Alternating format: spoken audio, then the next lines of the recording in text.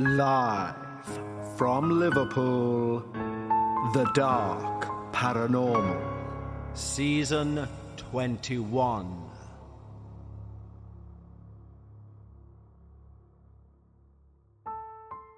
Hello everyone and welcome back to the debut episode of Season 21 of The Dark Paranormal. Now our mission here for this season is to make it better than what I believe has been our best season yet in our previous season, Season 20. Now although that is my opinion over Season 20, I'm not just saying that through some sort of bragging or bravado. I am saying that also through tangible email evidence of people writing in to say that Season 20 upped the game. So we're really looking to do that more with Season 21 and onwards. Because the more stories and experiences we receive, the more opportunities we have to pick out those real diamonds to make sure every episode has the same impact and the same quality of a season debut or finale. Now, aside from bringing back features like the video format for Dark Realms, we're also looking at one particular thing which is both new and also slightly risky from what we normally do. But I can't wait to share that with you and see how it lands. And if it doesn't land, it doesn't stay. Because, I will reiterate again, this is your show. So, as always, you know the format by now. We are a fluid show in terms of how we set up the season. Our season is laid out, and I believe it's one of our best. But we always have a fluidity within that structure, and I'm very much of the opinion that the right experiences or stories arrive at the right time. So if you believe you're too late for Season 21, you are not. Also, if you have a story which is shorter and you think I won't bother submitting, please do. Anything that's sent our way, we will find ears to listen to it. So please, either click the link in the show notes, which will direct you to the form to submit your story, or go direct to thedarkparanormal.com and click on Submit My Experience. Today's experience comes in from an anonymous listener, but it touches on something that we have discussed occasionally on the show. That thing being, what impact do our own emotions have on the paranormal things that go on around us? Now, personally, I've never been one for the 11/11 phenomena, etc. If people are and they find comfort in that, brilliant. But I've never been one of those sort of that means something type of people. However, more recently, I've started to see 11/11, 2/22, these sort of things. So much so, I've noticed it and thought this is a bit unusual. Also, coincidentally, or some could say through acts of synchronicity, random things have popped up to me, things which would imply that the things we think, etc., project our reality. And I'm not talking about The Secret or manifesting or things like that. I'm talking about subtle, subconscious things that may well have impact on the outer world. And who knows, perhaps today's anonymous submission is exactly that. Now, as always, with this being the debut, the intro will be slightly longer, so if you wish to skip to around maybe 7 or 8 minutes, we should be well in the show. However, I do need to make a quick point. The free trial period for Patreon appears to be an ongoing thing ever since I've emailed Patreon to ask why I can't see the tier to remove it, even though I've timed it to be removed twice, and it's still being used. So it looks like that free week tier is here to stay for the foreseeable future. So, by all means, feel free to go and take advantage of that. Head over to patreon.com/thedarkparanormal. Now, I've told you all many times why I think our paranormal community on Patreon is the best out there. And it's simply down to the fact that to me, it's borderline miraculous how this group of like-minded individuals, all with a common interest in a theme we all love, have managed to forge a self-governed, beautiful, welcoming society. It's filled with skeptics, believers, but the one thing that each and every one of our members have is respect for fellow members. There are zero egos within that community. I can hand on heart state that from all the comments I see, And believe me, without emotion, if I noticed someone came in to disrupt that group, I would remove them, no questions asked. It should be a safe space. It is a safe space, and a supportive space at that. But what else do you get apart from being part of that wonderful community? You also get these episodes and everything on this main feed, both early and ad-free, and you can also gain access to the Patreon-only podcast, Dark Bites, which is released each and every Sunday of the year without fail, 52 times a year. And as our Patreons who've just experienced no break in play because they've got Dark Bites every week during the break in seasons, Dark Bites is a different show. We focus on the shorter aspects, the shorter stories that come our way, and we have more time to be more flexible. I can be more myself, and we can discuss the topics that arise. It truly is one of my genuinely favourite things to do. And just last season, we changed how we do the format of Dark Bites. So when I'm reading somebody's experience on Dark Bites, that is the first time I'm reading that experience. And it's really reignited my passion for the shorter stories and for the paranormal and podcasting in general. Because it means when I read those short stories, you're getting my genuine reaction throughout and at the end. And there is also, of course, the back catalogue of those episodes, which is now well over 120 hours worth of Patreon-only content for you to sit and binge at your leisure when you choose. And I'm not just saying this, but if I knew what that Patreon was, I would join that Patreon if I was not the host. So why not head over to patreon.com/The Dark Paranormal and join our wonderful team, just like the following wonderful new members have. Hannah Bars, Rosie Root, Emma Mallison, Lawrence Waitlick, GN Zero, Diaz Churchwood, Devona Fisher, Carrie, Humberto Ruiz, Alexander Houston, Cindy, Talati and Adam Brown, Alex Wilson, David Ross, Crescent Ice, Cap Murica 26, Diane, Liz, Christine Seymour, YOLO 42, Disray, Iskal Pater, Essential Wellbeing, and Tula Day. Thank you ever so much, guys. Genuinely, you're keeping this train running full steam ahead, and I could never thank you enough. The link is in the show notes for our Patreon, or head over to patreon.com/The Dark Paranormal. That free week is still up. And also, if you haven't heard your name yet, don't forget that's standard for the start of a season. We have quite a bit of backlog, and we will get to you, believe me. But right now, it is my greatest pleasure to say, please lower the lights. Make yourself comfortable and, of course, leave your disbelief at the door, as we hear all about a child's wet footprints. Hi, I'm going to keep myself anonymous, but you may call me Sarah.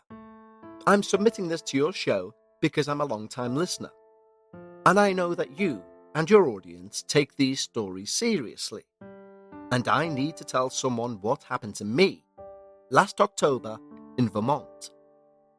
I'm hoping maybe someone else experienced something similar. That said, I don't want to reveal the location because I've not got permission from the owners. Hopefully, someone will recognize what I'm describing and be able to pick out where I'm talking about. I'm hoping to get either an explanation or closure because honestly, even writing this down, I'm still trying to make sense of all of it. I'm also hoping for this infamous cathartic feeling other listeners have mentioned whilst writing things down. Here's hoping. It all started after, basically, the worst year of my life.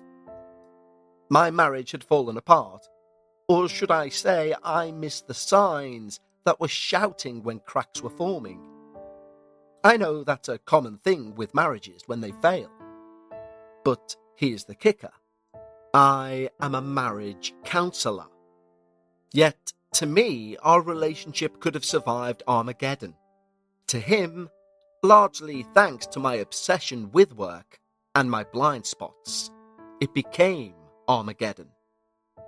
And I was totally blindsided on the day he texted me, yes, you read that right, texted me to say he'd packed his things and left for good, and he would be filing for divorce. It was like a bullet to the chest. My apparently perfect world collapsed in the click of a finger. Or should that be the tapping of a thumb? Obviously, I was absolutely floored for a few weeks, then a few months, although gradually things started to feel slightly better, although I knew I was still depressed. And being a walking trope, I found myself at a dog rescue in Burlington. I wasn't looking for a puppy or some energetic companion. I wanted something as broken as I felt. And that's when I met Bessie. Bessie is a 12-year-old mixed breed and had apparently been there for over a year. The volunteer told me she'd been surrendered with no background info. Just that she was a good, quiet dog. "Nobody wants an old dog," she said unapologetically. I nodded, but thought, I'm pretty sure nobody wants a failed marriage counsellor either, so maybe we're a good fit. And we were. Bessie was perfect for me. Grey around the muzzle, gentle brown eyes, and completely undemanding. She seemed to understand that we were both starting over. The problem was the house. Every corner held memories of David. The kitchen where we'd argue about my late nights. The living room where I'd snuggle into him, falling asleep watching trash. I needed to get away. To think clearly without the ghosts of my failed marriage haunting every room. No pun intended. And that's how I found myself booking a weekend at an inn which I'll keep anonymous, as I say. It's a historic bed and breakfast in Stowe, Vermont. That's as much information as I'm willing to give. The website promised rustic charm in a peaceful mountain setting. Well, that sounded like exactly what I needed. So when I called to book, I spoke to a gentleman by the name of Steve. I asked if pets were welcome, and he said they were, inquired about Bessie, her age, how long I'd owned her, etc., and we were good to go. The drive up was beautiful. October in Vermont is exactly what you'd expect. Beautiful reds and brilliant golds painting the mountainsides. A crisp air that made you want to breathe deeper.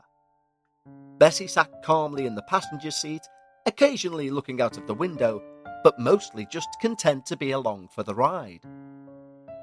The inn sat at the end of a winding gravel road, surrounded by towering maples and what looked like original stone walls from the 1800s. Of course, the names I'll use, such as Steve, etc., these will be fictional names because, again, I do not have their permission. So Mrs. Caldwell, the owner, met us at the front door. She was a woman in her 60s with silver hair and a warm, welcoming smile. She immediately made a fuss over Bessie, which I appreciated.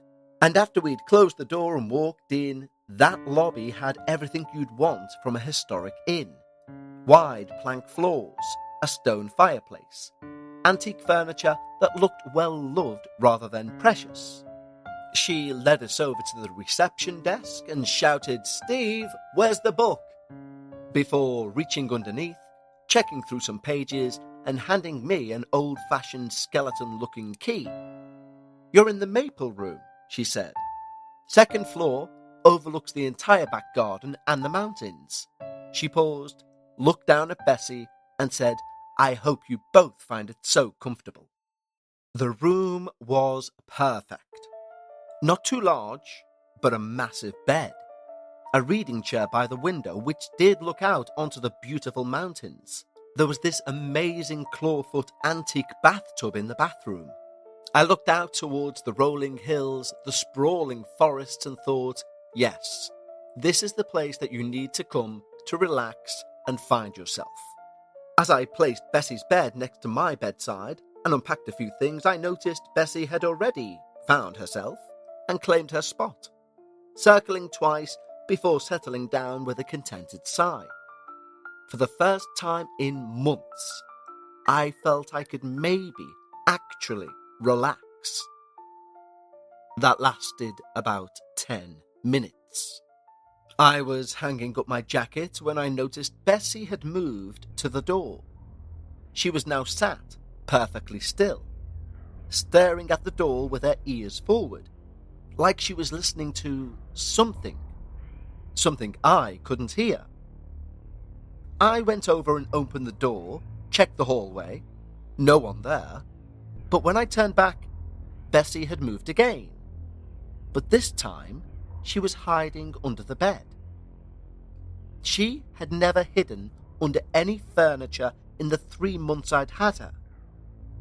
I called to her softly, but she just pressed herself further back under the bed. A new place, I told myself. Different sounds, different smells. If they allow pets, she can likely smell other dogs. And dogs need time to adjust. I decided to let Bessie try and calm down and headed downstairs to ask Mrs. Caldwell about local walking trails in the area. I found her in the kitchen, with a man I assumed was Steve, who she shouted earlier. It turns out this was correct, and he was her husband. He was in his 70s, wearing a cardigan, and had a face that implied he was thinking about serious things, always. Mrs. Caldwell initially introduced him as Professor Caldwell, before jokingly saying, "or Steve," and mentioned he taught local history and folklore at the university before retiring. When I finally asked about the walking trails, she recommended a path behind the inn that followed an old logging road. Stephen stood up, nodded, and said, "That's a very good walk. How's your dog settling in, by the way?" In hindsight, this is an odd question, not "how are you settling in? How's your dog?" Everything seemed to be prefixed on the dog. But I thought they're an elderly couple, and clearly dog lovers. So I just said, "She's adjusting." Mrs. Caldwell quickly changed the subject, but I caught her giving Stephen a look, the kind of look married couples exchange when they've had a conversation about something and disagreed. "Do you know much about the inn? It has quite a bit of history," Stephen asked, ignoring what was clearly a warning glance from his wife. "I've researched the original owners, the Whitmore family, for years. Fascinating stories." "Come on, Steve, you don't want to bore Sarah with all that nonsense," said Mrs. Caldwell, giving a laugh that sounded slightly forced and slightly too long a glance at him. He looked directly back at her, looked over his glasses, raised his eyebrows, and said, "Nonsense?" The tension was clear, but I was too polite to do anything about it except leave. I thanked them for the trail recommendation, and I headed back upstairs. Bessie was still under the bed. A bag of treats and plenty of "come on, gals" managed to get her from under the bed, and we finally went out on our walk. And she seemed much more herself once we were outside. That trail was exactly what I needed. Peaceful, surrounded by autumnal colours, with Bessie trotting ahead, investigating interesting smells. But as we turned back towards the inn, she stopped dead. She began staring at our room's window. I, in turn, looked up, but I didn't see anything unusual. And although this could be a completely natural reaction for a dog in new surroundings, her reaction made me uneasy. That evening, I tried to settle in with a book by the fire in the lobby. About half an hour or so later, Stephen walked in, carrying what looked like files or folders. "Mind if I ask you what brought you here to Vermont?" he said. I gave him the short version, both for brevity and unsure if I'd break down in front of this kindly stranger. I just needed a quiet weekend, just to think things through with an impending divorce. He nodded, thoughtfully as ever, and mentioned that he'd taught folklore before retiring. I faked a surprised reaction, realizing he must have forgotten I already knew. "This place has quite a few stories attached to it," he said. "The Whitmore family lived here for 60 years before it became an inn." "What kind of stories?" I asked. He peered towards the kitchen where his wife was cleaning up. He leant in and whispered, "The kind my wife prefers I don't share with our guests." He sat back with a slight smile. "But can I ask you something?" "Of course," I replied. Has Bessie been acting strange since you arrived? Again with my dog. I politely said something along the lines of she'd hit a few times and seemed slightly anxious. He deeply nodded, like this confirmed something. Dogs are sensitive to atmospheres, he said carefully, especially elder dogs, ones who've experienced trauma, like Bess. Initially, I froze, thinking, how did you know? And then I recalled he'd asked information when I booked. At that point, Mrs. Caldwell appeared in the doorway with a tray of coffee and toast. Stephen, you're not filling Sarah's head with ghost stories, are you? No, we're just discussing the history of the place, he said. Well, don't go scaring her off on her first night. She smiled at me. My husband sees mysteries everywhere. Occupational hazard of studying folklore for 40 years. Again, I thought, I know. But after she went back to the kitchen, Steve leaned closer once more. Sarah, he paused.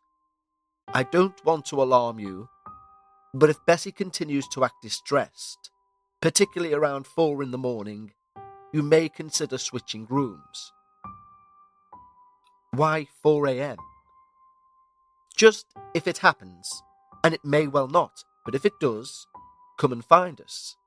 We live in the attached cottage, and I'm often in the study on this floor just down the hall until quite late.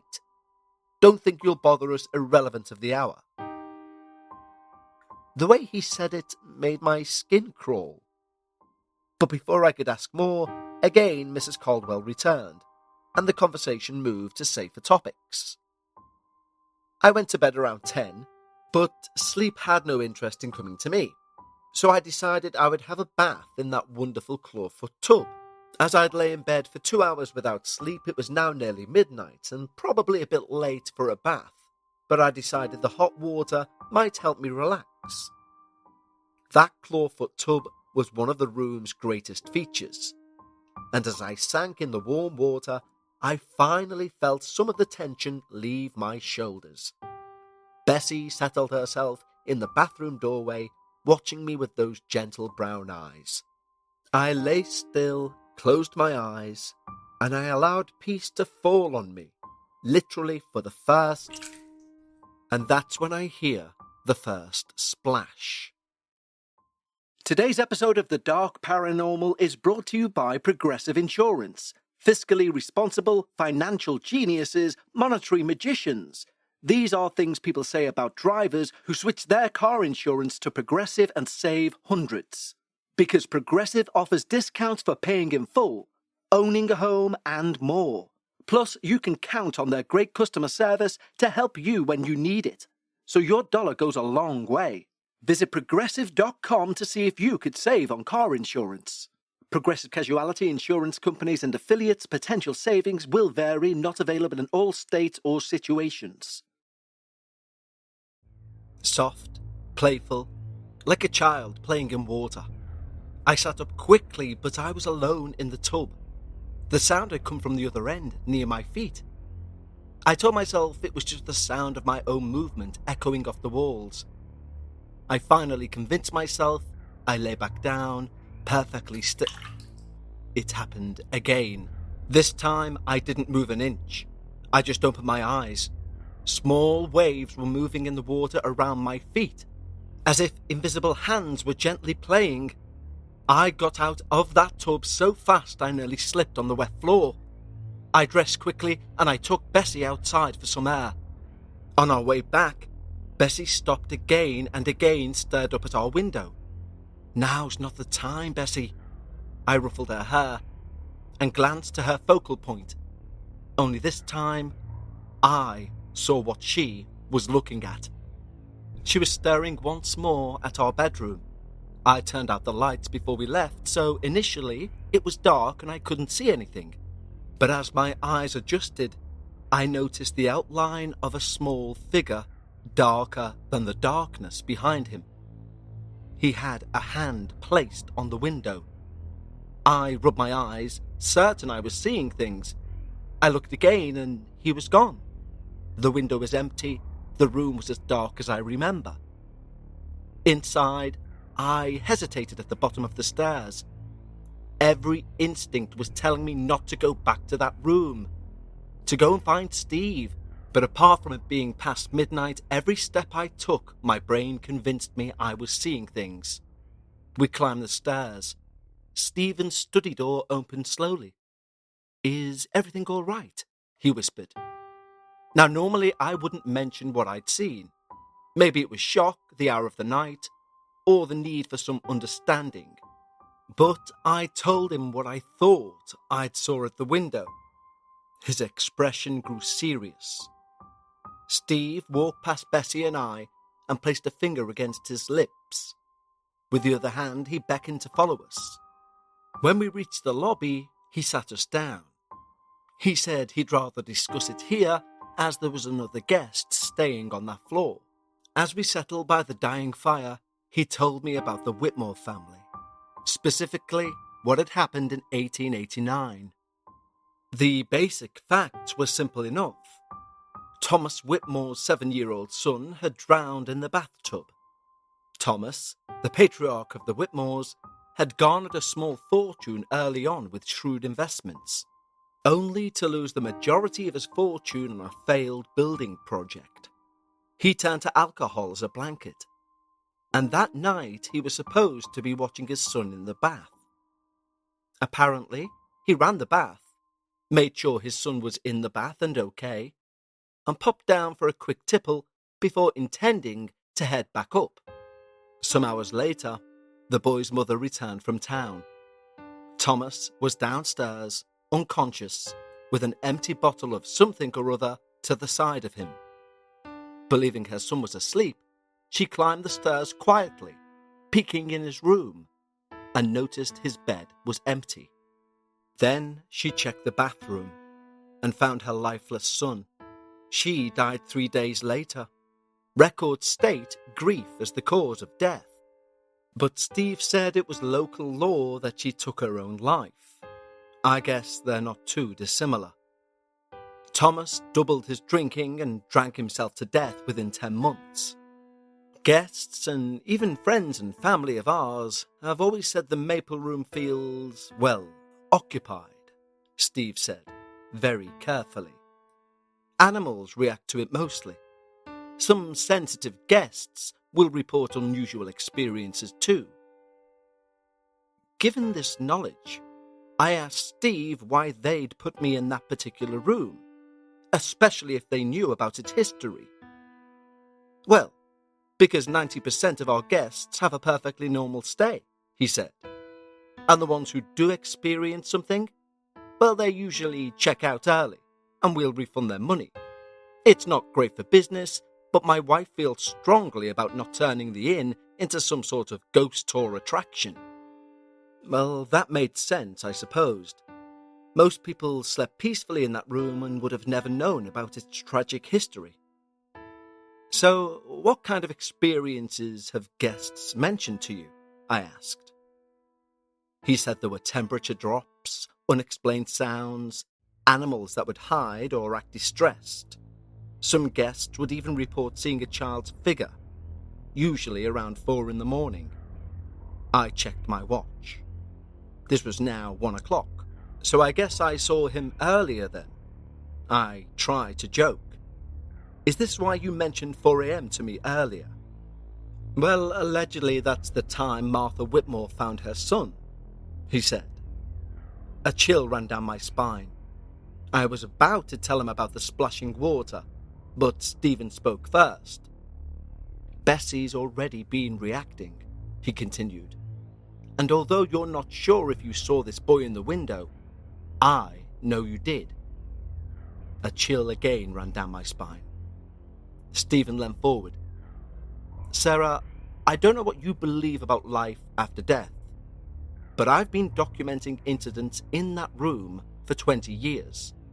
There's definitely something there. He tapped the table and sat back, checking my face for a reaction.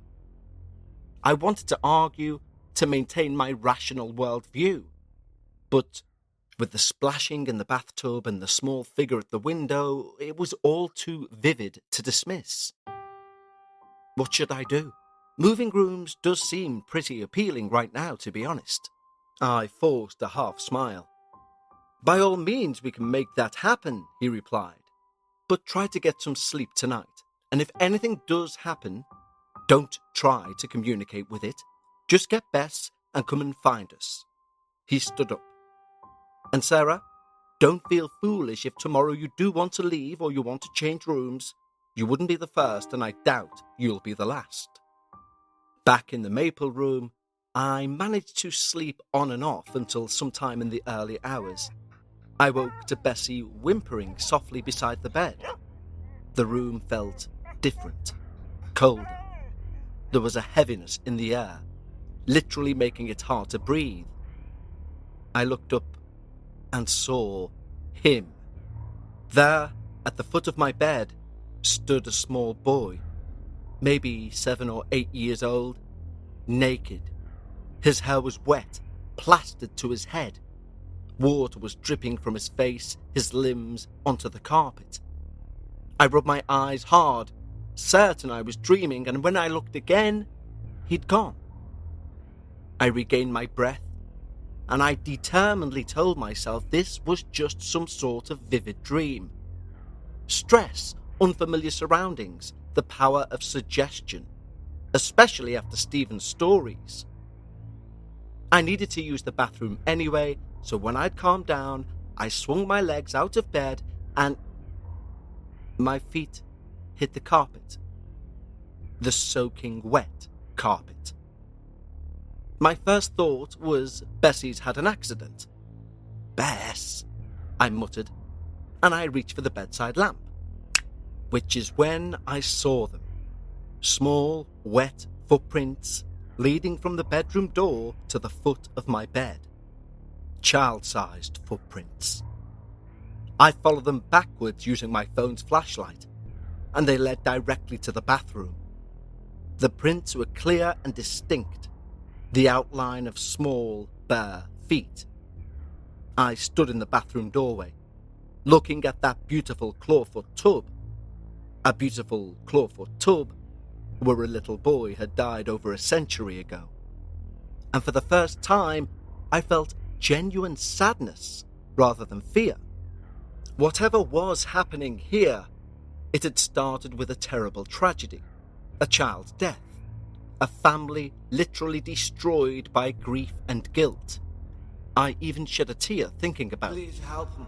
A voice spoke directly into my right ear, so close I could feel the breath against my skin. A male voice, slurred with alcohol, desperate and pleading. I spun around, but there was no one there. Just the empty bathroom and the lingering smell of something I couldn't identify. Not unpleasant, but not familiar. I ran back to bed, where Bessie was now standing, alert and protective. She positioned herself between me and the bathroom, hackles raised but not growling, more like she was guarding me from something she hadn't figured out if it was dangerous or not. Well, I didn't sleep that night at all, and when morning came, the wet footprints were gone. The carpet was bone dry, as if nothing had ever happened. But I knew what I'd experienced, and I knew Bessie had seen it too. At breakfast, Mrs. Caldwell asked how I'd slept, and I spoke honestly. She exchanged a look with Steve. "Would you like to switch rooms?" she said, forcing a smile at the end. "We have a lovely ground floor room that you might like. It's much more comfortable." Really? I thought. No follow-up questions, given what I've just told you? I almost said yes out of politeness, but something stopped me. That would have been the old me. The new me knew I needed to look after both myself and Bessie. No. Thank you, though, but I think I'll leave. Stephen stood and went to speak, but Mrs. Caldwell spoke first. "Of course, we'll ensure your stay is fully refunded." "Well, that's very kind of you," I replied. I smiled, headed back to the maple room, and quickly packed my bags before heading to my car. As I pulled away, I glanced in the rearview mirror to see Mrs. Caldwell standing in the doorway. Just for a moment, I thought I saw a small figure in the upstairs window. But this time, I both wasn't sure and I didn't feel scared, just sad and very, very tired. I can't describe what that trip done to me inside, but I felt renewed despite the horror of it all. I'm rebuilding my practice again, and when discussing with couples about failure and guilt, I'm using words and terms and phrases that I never would have used before, and I've no idea why. Though the words I use now seem to resonate more with the couples than they would have before I had that trip. Bessie's back to her usual self and has never hidden under any furniture since, thank God. I do think about Thomas Whitmore sometimes, trapped by guilt that should have been grief, and his son, William, waiting for a father who can never come back. I think about the choice we all face when we fail someone we love. We can let the guilt consume us, or we can learn to carry it without letting it destroy us. I hope this helps someone who may be facing that same choice. We all fail sometimes. The question isn't whether we're perfect, it's whether we're brave enough to forge ahead even when our inner self is telling us we're bad people. The more you move, the more that voice loses its power, and you regain yours, despite any previous mistakes. I apologise if any of this sounds preachy, and if you choose to read this out, if anyone has stayed in a similar sounding place in Vermont, run by a similar sounding couple, and have experienced anything there, please email Kev. I know by Steve's own words that many other people have had a free stay. A free stay I'm pretty sure they would have sooner paid not to have. Best, Anon. Thank you, Anonymous, for providing us with our debut episode for Season 21. And there are so many things to touch on within that episode. What do our emotions do in terms of providing energy to paranormal activity? We have discussed on previous episodes how certain emotions can seem to draw out certain types of activity, but guilt itself has never specifically been pointed at and used as an example. So for this experience, that's rather unique. And as our anonymous writer does say, if anyone does recognise by the very vivid descriptions any of the locations, or indeed may have even stayed at such a place, then do, as the writer suggests, email in to let me know. You can still email us for any suggestions or feedback to contact@thedarkparanormal.com. And don't forget, if you'd like to submit a story, you can click the link in the show notes or go direct to the website thedarkparanormal.com and click on Submit My Experience. But for now, and until next time, remember, when you're discussing the paranormal, always leave some of your disbelief at the door. And I'll speak to you next time for episode 2, season 21 of The Dark Paranormal.